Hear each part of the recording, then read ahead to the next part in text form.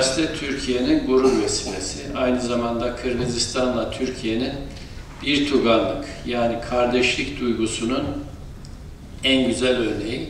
Bir altın köprü görevi görüyor. Başarılı bir üniversite. İnşallah tıp fakültemizi de açtık. 2 yıl oldu. Ama henüz öğrenci alamadık. Umut ediyorum ki YÖK'ten gerekli talimatlar çıkar. Bir an önce öğrenci alırız. Beyaz önlüklü doktorlarımıza çok ihtiyacımız var. Malum Orta Asya'nın hepsinin Türk hekimlerine ihtiyacı var. Türkiye'den eğitim almış doktorlara ihtiyacı var. Onun için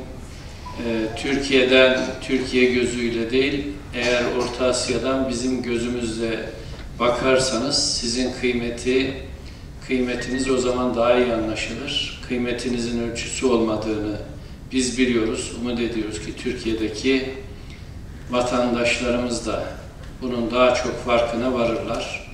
İyi ki geldiniz. Ayağınıza sağlık. Sağ olun, var olun.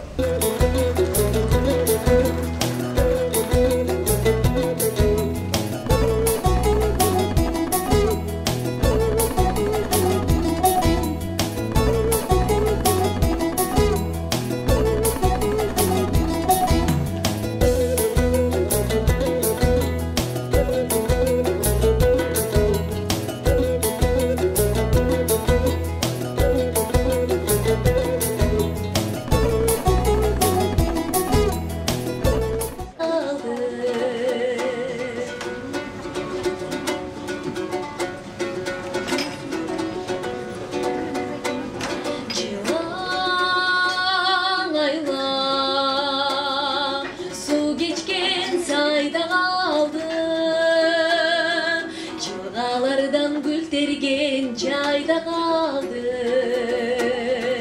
İşke toy boy birbirler kanatırgan. Çalıncar şay çalıncar, çalıncar şay çalıncar. Hayda